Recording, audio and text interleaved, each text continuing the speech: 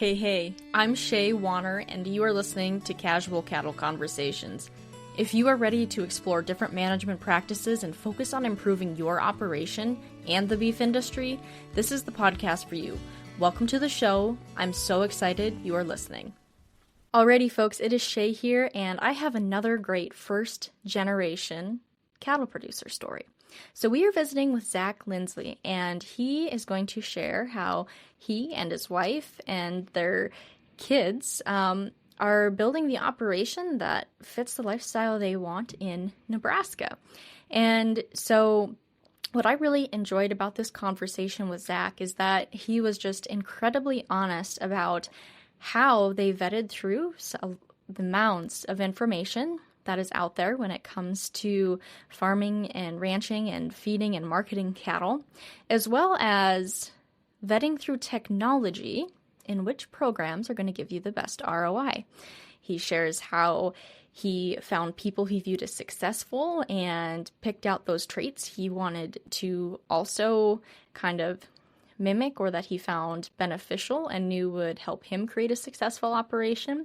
We talk about how they freed up time with different technologies and strategies, and really the impact of having a business mindset and knowing your numbers, and not just finance numbers, but even performance numbers. So with that, we are going to visit with Zack. Now, before we dive into that conversation, I do want to remind you that the best way to support a podcast is to give a rating and review on your favorite listening app.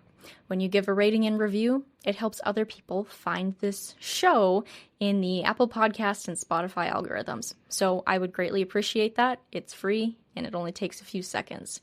Do that for your other podcasts you listen to too. With that, here's Zack. Alrighty, Zack. Well, it is a pleasure to have you on the podcast today to talk and learn more about your operation and some of the technology that you use. But before we dive into that, I would love to hear more about your operation in general. So for myself and those listening, can you just kind of give a little bit of a description of what all you've got going on? Yeah. So I am a first generation farmer slash feedlot owner. I met my wife in college, and her dad was had an operation in place and gave us the opportunity to come back and take it over. And we started that in 2015. And then now we currently farm all the ground, and then we own the feedlot now. When I got started, we were just doing row crop, and we had, 50 head a pair, cow calf, and then we had the small feedlot, 1,000 head feedlot, but we were only running maybe 400 or 500 head capacity, not too much. In that time frame, since 2015, I've expanded up to almost 2,000 head in that time frame, and we're not all at our operation now. We are using a couple neighbors' places and a couple custom feed yards to attain that number, but it's been kind of a fun growing process, I guess. So talk about kind of that start as being first generation. What were some of those main challenges you remember when you think back to those beginning years? I did, when I first got into the industry, my father-in-law is kind of getting up there in age. When we first came back, he was in his 60s, and his health wasn't exactly the greatest. He has dementia, and so it was kind of playing effect with his ability to be out here daily to help teach me and guide me on things. So I had to do a lot of research on my own. He obviously had the old, well, you do it this way, but no reason behind it, kind of the old grandpa dad mentality. Well, we've done it this way. This is how you're going to do it. And I never really liked that approach. So I did a lot of research when I got into it. I read a lot of books, and I'd read a lot of articles just all over the board to try and diverse myself into what I was doing, why we're doing it. Is there a better way to do it? And it's just kind of grown from there, I guess. Some of the really big challenges, though, were learning the industries in general, how to market grain, how to buy cattle correctly, how to sell your cattle correctly, knowing just the the day-to-day stuff and figuring out the numbers was a really big challenge when I first got started. So that's really cool, and I always love to see people who take that initiative to go do their own research and sort through some of those different ideas and practices that might work for them or might not work for them. But with that, especially as a first generation, how did you kind of vet through some of those ideas for marketing and production? Because it can almost be overwhelming the amount of opinions and It even was research that's out there. it was it was quite overwhelming to say the least, because you would read one article that would say, uh, I don't even know what to talk about there, but you'd read an article that might say one thing, and then you'd read another article that would contradict the first one, and then so you were kind of lost at what you would do. So as I got into the industry more, I would go out and I would talk to other guys and, hey, what are you doing, or what's your thoughts on this, and just kind of feel them out a little bit, because obviously there is a lot of guys who've been doing this their whole life, and there is some very good, uh, vast information with these guys, generational farmers before me. So they do know what works and what doesn't work. And some of them are very good at elaborating why you want to do certain things or things to look for. And it really helped out a lot there too. Have any of those mentors stuck with you from beginning through now? My one mentor that, so prior to this, my folks were divorced, and my dad worked for a gentleman in western Nebraska. He owned a feedlot, and my dad worked with him. I got to become very close with the family and him. And when I got the opportunity, my dad passed away in 2014, the year prior, before we came back and started with my father-in-law. But during that time frame, Reggie was his name. He was a mentor to me, and we would talk about cattle and things like that. And he kind of helped me. He kept me in the right mind for the first couple of years, and then unfortunately, he passed away to brain cancer, 2020, I think it was. So, but I miss having him around. But he did give me a lot of great information, and now I've kind of turned into the point to where I get phone calls from guys on cattle and stuff asking questions. And so it's kind of been a big flip flop from where I was, but it's kind of been a fun process. That's really cool when the table kind of turns like that and you get to Yeah. help the incomers. Um, so why agriculture? Because it's kind of I mean, I'm a fifth generation, so I guess it's always been there as an option for me, something I grew up very heavily in, but I always kind of wonder with first generation why agriculture, because to me, if you're not used to it, it might seem kind of intimidating to really enter into. So what really inspired you to dive in? Well, I was never scared of working. So long hours and hard work, that never bothered me. And I actually enjoyed the challenges of being tested daily or trying to grow the operation. I always really enjoyed that aspect. And some of the most alluring part of it, though, I think was, um, I met a lot of farmers in my life that were successful. They were very successful, but yet they were very grounded, and they had great families. They were living a very nice, comfortable lifestyle, and I really appreciated what I was um, seeing them become, I guess, or the way they were living and the way they're going about life. It was just very alluring to me and my wife, and we knew that it was just going to be the right fit for us, and that it might financially provide us for what we're looking for, but also it was going to provide us that lifestyle that we wanted, that close family lifestyle. And, that's, you don't get a lot of that anymore with the jobs nowadays. So to have our kids a part of it, like I said, this morning, me and my daughter were out riding pens. She's 8 years old.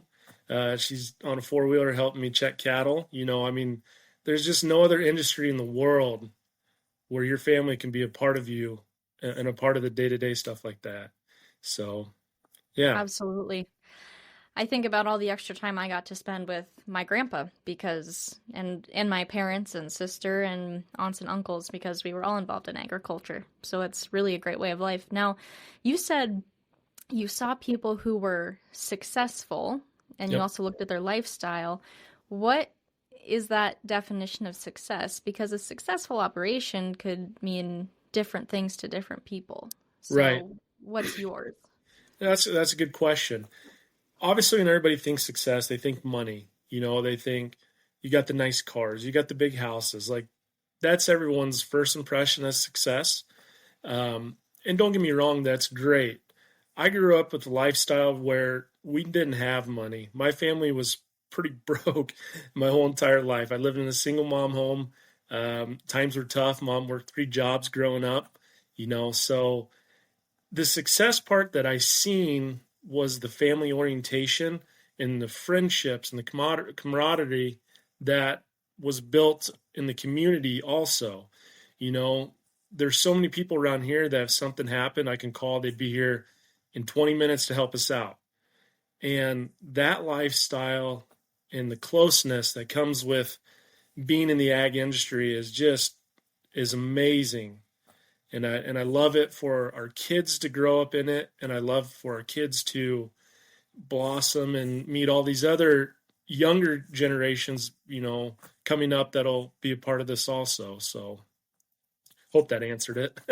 Yeah, no, I like that. That's a amazing definition of success for um, the a cattle business. Um, so you brought up that these people were grounded, and that was one thing you really noticed about them. But as you began looking at these successful farmers and yourself, what were some of those key things they were doing that you were like, yes, that is part of getting to where I want to be? Yeah, some of the biggest things I noticed was some of these guys were taking a very strong approach on the numbers side. Like they knew you could ask them that day and they'll tell you exactly what their break even was. They'll tell you exactly what their cost of equipment was to farm 1,000 acres, or they knew exactly what it was going to cost to turn that pen of steers 300 days from today. I mean, they just really understood the financial side of how to run a business, and they treated it like a full-blown business, not just this isn't just our life, we have to do it. They were changing it into something where if we're not making money doing this or this doesn't make sense, we either need to change something to make it better and more efficient, or we need to step back and reassess how we're doing things. And I really like that approach to what they're doing. A lot of these guys that I've talked to and met over the years, and we try to implement that into our day-to-day stuff on cattle and the row crop side also. It was so what I'm kind of hearing, and correct me if I'm wrong, almost like running it like that business gave them the desired lifestyle component as Yes, well. yes, they're very keen on how they do their day-to-day stuff. The financial side obviously is a very important factor in this industry. Um, I mean, you go out and spend money all day long and buy cattle, but is it going to make you money? So definitely understanding input costs and the actual numbers to do things is very, very important in this industry. So, what are some things you do to track those inputs, be on top of your finances, all of those things? Because there are so many tools out there today Yep. for us compared to generations before us. So, can you talk about some of those tools and methods that help you?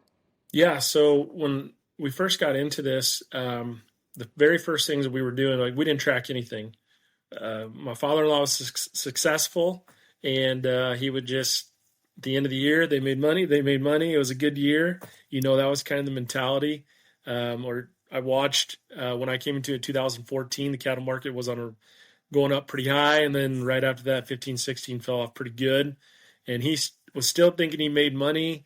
He didn't know break even costs or nothing. And I was like, I think he lost money, but we go back and forth, and that was really an eye-opening deal to where I realized that if we were going to stay in the cattle market, we needed to transition into being able to track these pins and these closeouts and monitoring exactly what it's costing us to do this and see if we're actually making money on these cattle or if we're just wasting our time and our energy to lose 50 $100 a head. um, so one of the biggest things I looked into was software programs, feed software programs. One of the very first ones I got into was an Excel based one, and it did its job of tracking what we fed per day. There's a lot more back end Excel spreadsheet stuff that I had to do to make it really give me some good numbers. And then as we went forward, performance beef kind of gained some popularity, and I looked at this system, the iPad based system, and it was a no brainer when I could see those day to day functions and the analytics that we could see on our closeouts and stuff like that. That was very, I don't know how to describe it, a very pivotal moment for our operation when we switched over to that. And honestly, I think it gave us a lot of buying power and a lot of knowledge on what we actually could do. Maybe we were doing things better than we realized, and that maybe we could go out and buy that little nicer pen of heifers or steers, and because we actually can make those pencil out pretty good. So having all that information gives you a lot of power on your day to day stuff. It's impressive how much we can track. So, What would you say the biggest difference was from, the year before you implemented performance beef to now that or from when till you started using it? We'll do that. So what so were some like of the those year biggest prior, you're differences? saying the year prior. Yeah, like what were the impacts on your operation? What were some of those big differences? I mean, you've kind of talked about it a little bit, but can you share a Yeah. few more specifics if you don't mind? Some of the deals that we noticed is when we got into it. So this is kind of just some fun background information that we would track. Obviously we were tracking on the closeouts. I should say prior to performance beef. Obviously we didn't know anything. We didn't know closeouts. We didn't really know rate of gains, feed efficiency, anything like that. It was kind of just a shot in the dark of what we were doing. Once we started implementing performance beef into the operation, we could obviously see a real life data what we were doing. But some of the fun things that you don't realize though, and that I noticed is that when we got rid of some of our drive-in yards and went to feed bunks and concrete aprons, the efficiency would go up there. Or we started looking at like our timing efficiency and being able to feed that pen of cattle correctly. We're able to start tracking that, and it was quite impressive to see just on a day-to-day deal how off I might be feeding the pen of cattle because I overload or underload, or being able to go back and say, hey, these guys were actually consuming 20 pounds of dry matter. Why are they so far behind these other pens? It really allowed us to just take a deeper dive into what was going on a day-to-day basis, and being able to come back and look at it and say, oh, well, maybe that was the problem, or did I cause that problem? It was just a real eye-opening deal, and gave us a lot of freedom in making some good management decisions. So, Well, thank you for sharing some of those specifics. Now, when you are approached by someone or come across a new technology of any kind that might have an application on your operation, what does that vetting process look like for you to determine, is this going to have the ROI I want and need? Is it worth investing in? right. So, some of the biggest things I look at, obviously, cost is a huge determining factor on everything. If it's too expensive to get a good ROI, what's the point? So that was probably the number one deal. The number two thing that we're looking at when new technologies are coming out is efficiency. Is this actually going to make me more efficient on our day to day stuff, or is this just going to kind of put a band-aid on it and not really accomplish what we want? And then the third thing to be ease of use. Is this going to be easy? Is this going to be something that whatever it is, like if I'm gone, can I walk somebody through how to feed that cat, feed some cattle, make changes? That was a big thing. Or is this really going to screw up if I got some temporary help coming in? Am I going to have to spend a whole day to teach them how to use these technologies that we're using? Or am I going to be able to say, hey, hit this button, hit that button, and just go, and we'll talk about it later? So that I'd say that's probably kind of the three biggest things that we look at. Okay. So are there other technologies that you've implemented that either independent or separate of performance beef that you're utilizing today?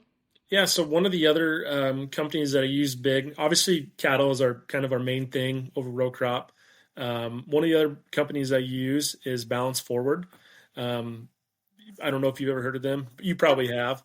So I joined Balance Forward 3 years ago on the marketing side, and had to, again, city boy, never learned anything agriculture. I remember when I came into this, I didn't even know what a basis was. I had no idea how basis even worked. So I've come a long ways and had to learn marketing, hedging, options, trading, all sorts of things. And so I partnered up with Balance Forward a couple of years ago, as far as the um, what do you want to call it? Kind of the market outlook side. They help give me some direction there. So we use that for our finance or our hedging side, marketing side, and then combine that with our performance beef side. Uh, Really gives us a great insight to what we can do financially and risk tolerance. With these markets where they are, it's a very risky business being in agriculture. Not just for us, I mean for the whole industry. We rely on guys and a city we'll never meet, and they can screw it up real bad for us in a couple weeks or a couple months because they're just trying to make money off the board. You know what I mean? So it's kind of it really was eye opening to learn the markets and how futures trading and things like that. It is a little it can be a little wild when you just step back and look at the whole picture sometimes. Yeah. So it sounds like you've really built out a team where you know what you're good at, you know where you want help in certain areas to reach success. Yep. Yep. I've learned over the years when I got into this, I mean, we were working 70, 80 hours a week pretty easy. It's very easy to work that hard in this business. And I learned as I kept doing it that nowadays it's not how many hours we put in to make us successful. It's what we do within those hours that are going to determine the next 6 months or even the next year of profits or losses. And so when I was able to free up the time, like just tracking feed inventory or not having to watch the markets every day to try and make a decision based on what I think is going to happen because I have no idea what's going to happen. That freed up a lot of time for me to then turn around and reinvest it back into the day-to-day stuff and to become more efficient here and there. And I think that's allowed us to be pretty prosperous in our growth. And it's really helped take a lot of stress off when I'm not worried about my market plan or if I deviate from just certain things. Stress in this industry is a real deal, a very stressful industry. So being able to negate some of that, I think is very powerful for the individual too. For like myself, it helps and it gives me more freedom, time to hang out with my wife and kids, and to have fun with them. So, in that process, where once you got to the point where you could step back and look and say, these activities, if I spend my time in these areas, that's going to offer the best return on my investment, basically. It's going Correct. to Yep. be better. Was there anything that you ended up cutting completely from the operation or stepping back from because you realized it was not as fruitful as maybe what you thought it was? Some of the things that I've given up in the last couple of years, um, we started diving out into other some other feedlots as far as like custom feeding. I was trying to do it all myself. I just, when I first got into this, I was like, there's no way I'm going to give up the power of feeding these cattle. It's my cattle. I'll do it. Why would I pay somebody else to do that? Right. And then as time progressed, I was running myself crazy and I was working a lot of hours. And I was like, there's got to be a better way. And so, with the power with Performance Beef, we actually have cattle over at a neighbor's feedlot, and we actually are running Performance Beef over there. So I'm actually able to track and watch everything over there and watch all my stuff. And I got cattle in a few other places too that we track everything off of, and it really allowed me to be comfortable with branching out and growing and knowing that I can actually see again a day to day or a monthly real life picture of where we're at. And again, that just took off the stress and it allowed me to implement more of my time into the day to day stuff here at our home place. So, kind of an off question, just out of curiosity, do all the calves you're feeding out have EIDs that you're also pairing with performance beef, or only some of them? Um, So yeah, so we did get in the EIDs a couple years ago, and this last year I updated my cattle working facility, and I didn't get the readers back in place, but I still do run the animal health side of performance beef. And I do like that because I do have a guy that comes back and helps me out from most of winter. And when we're full and we're running, 1,500 head, 1,800 head of ball and calves in that October, November timeframe, we don't write down sick ones. So it's pretty nice when we can take those EIDs. If we do, we treat one, we can put what we did, temps, all that. That's been a really nice feature. So if we are doing pin rides, pulled up on our phone, we can say, hey, that one's looking a little slow. Oh, we just treated that one 2 days ago. He's still got 15 days or 7 days of medicine on board before we got to look at a second retreat. Um, that's been a really nice addition with the ID tags and the animal health side of that, being able to track them individually. And then it's also kind of nice too when you're weighing a pin, and you can say, oh, this guy, it's been 90 days, he's gone backwards. Maybe we need to pull him and reassess what's actually going on with this one, or do we have gut health issues or foot problems? It's just a nice little feature to kind of open your eyes up a little bit more. does it, and I'm curious from the cow calf perspective, does it make a difference at all to you if the cow calf producer is also using EIDs and has any of that, maybe those health records beforehand? I don't think we're quite there yet in the industry to where I know they're talking about pushing EID tags for overseas sales and things like that. And I don't think it's a bad deal. I don't. I know there's more upfront cost to it, and guys are kind of like, there's they look at the negative side, but I do think there's some positive sides to it, especially if you do go to sell your herd or your fall calves or spring calf herd, whatever you got, and you do have that information, and you can hand me a book that says, hey, you know, 32A has been treated twice. We know that information. We know maybe we want to pull them or put them somewhere different. Or I think there is some value to it. I just don't think we're there in the industry yet for the guys to see it quite. I think they're just looking at it as more, oh, that's more work. I don't want to be Yeah, and tracking that down. I ask purely from the management standpoint of, Mhm. the value there, because I know everyone has their different opinions on that. And But I have used performance beef. We still do run some cow calf every once in a while. We have some pasture ground that we'd buy some, put them on there just for something to do in the spring, fall, and summer. And we would utilize that on EID tags on the cows and calves. And that was actually, in my opinion, a nice feature.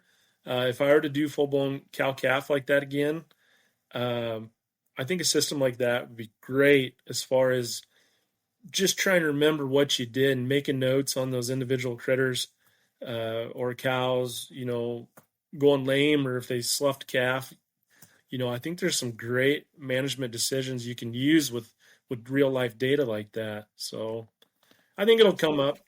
some of that I think is there's still that older generation still around. Dad and grandpa still got a pretty good say, and they are a little scared to update with technology. It just is what it is. They don't quite see the value in it yet, but my generation, they really see the value in the time savings, and I think in the next 5-10 years, stuff like that will be everywhere. Absolutely. So, you've talked about saving time and lifestyle several times during this conversation. So, how do you and your family kind of spend your time in the community or elsewhere, since performance beef and other technologies have helped give you some of that time back? Yeah, so me and my wife stays home, takes care of the kids full time, and helps run everything else around here. Couldn't do anything without her.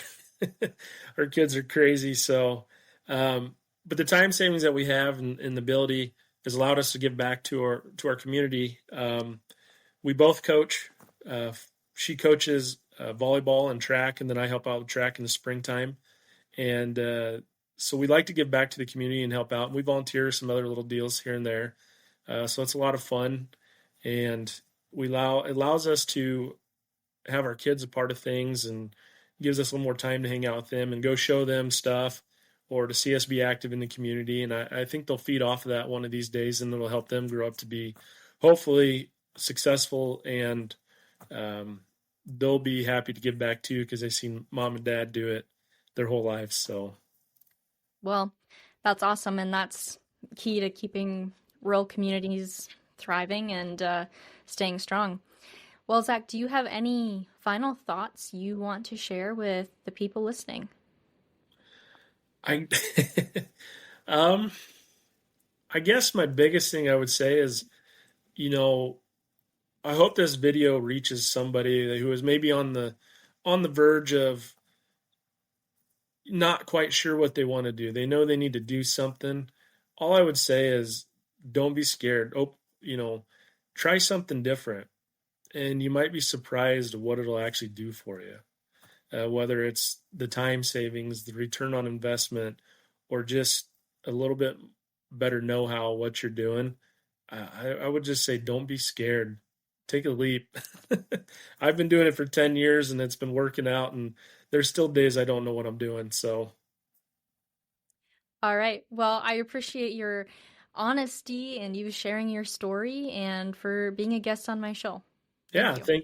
Thank you so much for reaching out to me. And that's a wrap on that one, folks. I want to give a big thank you to Zack for being so open and honest about his experiences and kind of the ups and downs of being a first-generation family in agriculture. Now, remember that if you want to learn more about performance beef, head to the link in the show notes. I've got their website there. Additionally, if you want more cattle information sent to your inbox every week for free, that's straight and to the point, won't take much time at all, but keeps you up to date on what's happening in the industry and on the podcast, be sure to head to my website and subscribe to my newsletter. Happy ranching, folks.